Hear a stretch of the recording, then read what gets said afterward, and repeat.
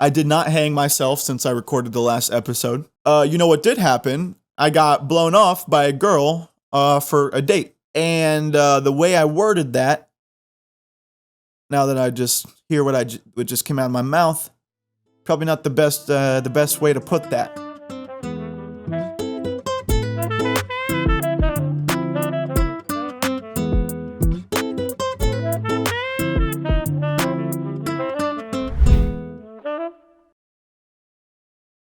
So yeah, I was supposed to go on a date with the girl today, actually. Now that I think about it, a girl I met on Hinge. What did I expect? You know, on like the second or third day of us talking, for some reason, like our matches on Hinge came up, and she was like, "How many girls have you matched with on this app?" I'm like, "Yeah, you know, I've had this app for like maybe 5 months now, and I've probably matched with like 6 girls, and 2 of them actually talked to me on here and set up a date that they never followed through with. So I've got a pretty good Dennis Rodman record going on right there, brother." And then I asked her, which was my biggest mistake. She was like, "Oh, like I just matched with like 6 guys today."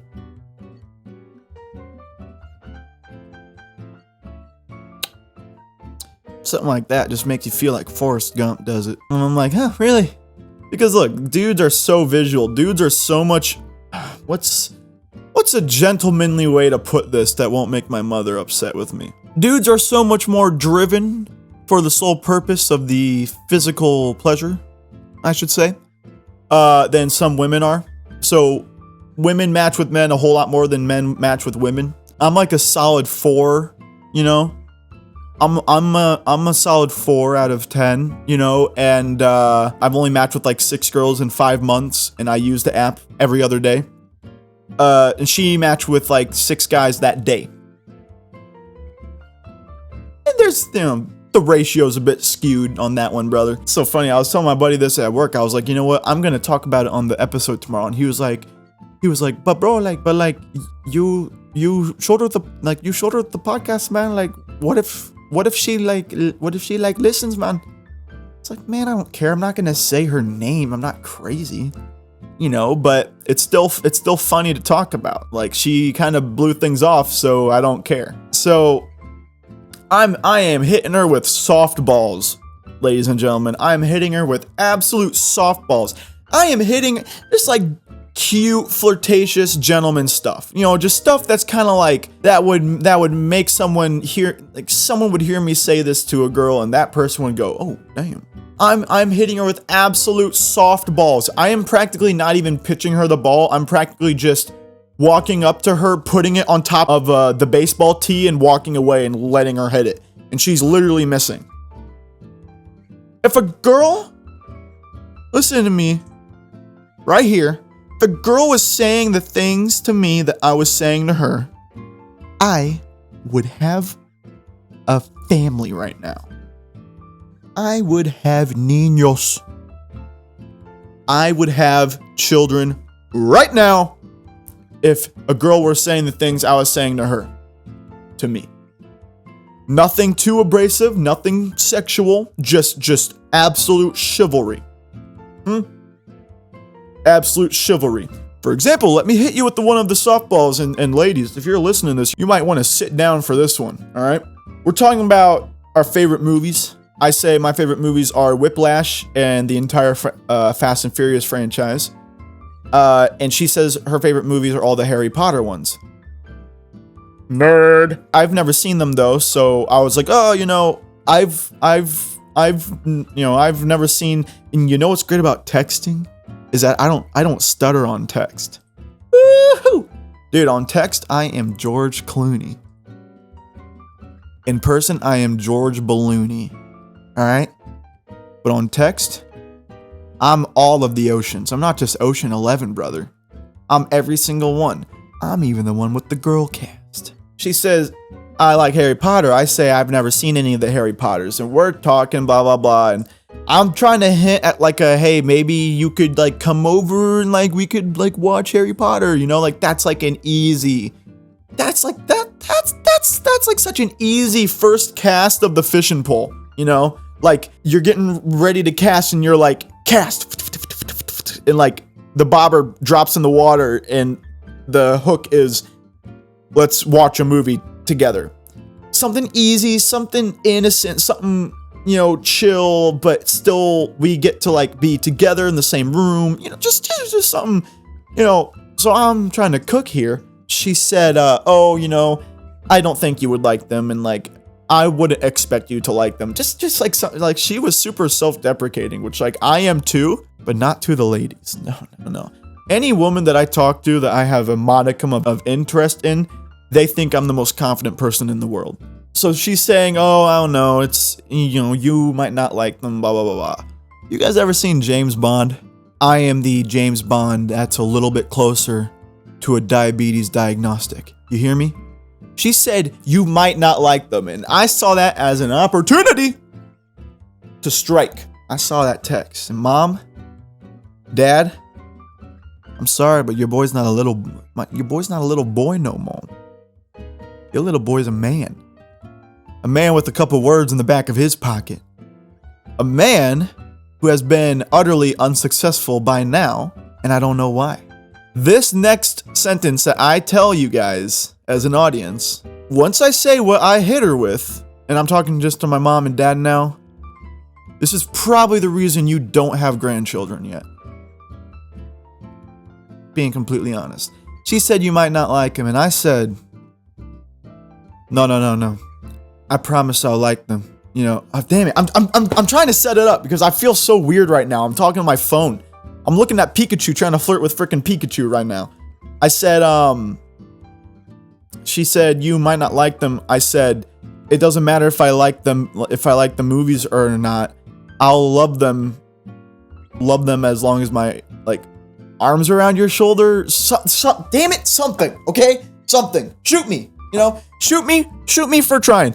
I said something like, she's like, you might not like him. I said, I was like, I would like any movie with my arm around your shoulder. Or so. Katniss Everdeen shot. Tell me. That was not at least an attempt. Come on. If a girl hit me with that, brother, the wedding would be next week. I'm telling you. If a girl hit me with that, I would have been in the car before she sent the text. I said I would like any movie with my arm around your shoulder.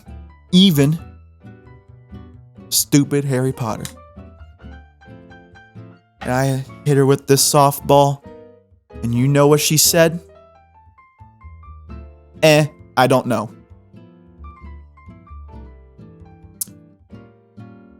That kind of thing takes the wind out of your sails, doesn't it? Now take that softball that I just gave you, because I don't want to give away all my secrets. The three of you that are listening, I don't want to give out all of my secrets. But I hit her with many other softballs just like that one, that were just as smooth. Como margarine, como mantequilla. Pero yo hablo como mantequilla con las chicas. Tú no sabes que quiero. Una chica fuega. See, I hit her with so many of these softballs, and she would just be like, IDK. Probably not. Okay.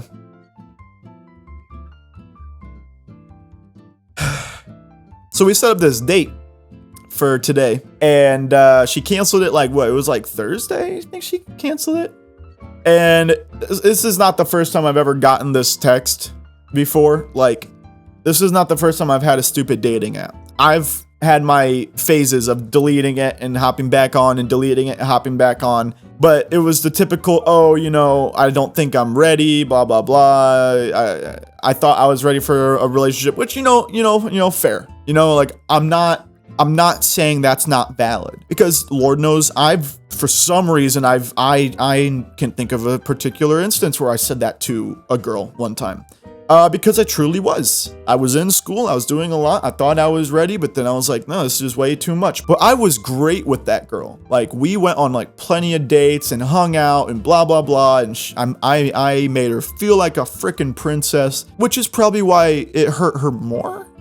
you know, the girl that I said this to, but like, I don't know. But I still kept in touch with that one, and we did end up kind of seeing each other during the later part of that year.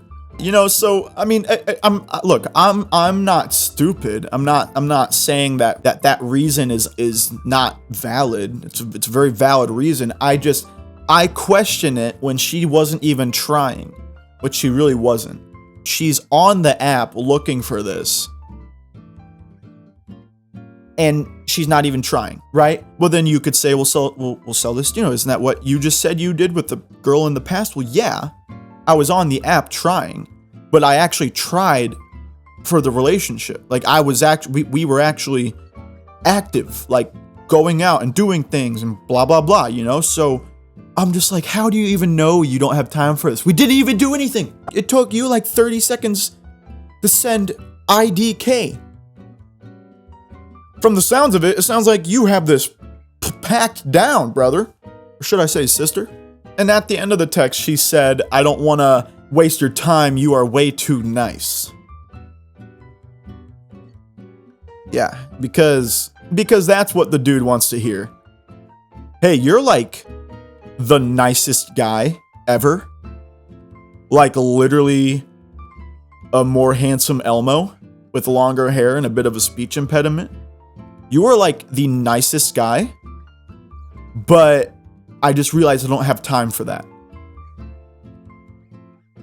That's kind of like going to the bakery and the chef tells you behind the counter, I am baking this amazing cake, this fantastic cake, and it's going to be done in about 30 minutes. And in 30 minutes, it's actually going to be free. Like it's actually going to be free. Like in 30 minutes when this cake is done, and if you're still here, I will give it to you for completely free. So you say, okay, of course I'm going to wait. That's a free freaking cake. And he said it's an amazing cake. So you wait 30 minutes, you waste your time, you wait 30 minutes for this cake, and when the cake's finally done, the chef says, "Oh, sorry, it's actually going to be $60." Okay. So, I'm not too upset about it, to be honest with you. You know, at first I was kind of like I went through probably maybe one day, like I think I probably went through like a good 12-hour period of like hating myself, but it's fine. It wore off really quick. That's usual because I'm kind of used to this by now. But you know, my buddy at work convinced me to send her a nice text in response to that message she had sent me, which took me all day to finally get myself to actually send that text. Originally, I just wasn't going to respond to that text because it's like, well, thanks for, you know, leading me on and wasting my time. Maybe that's why I'm single.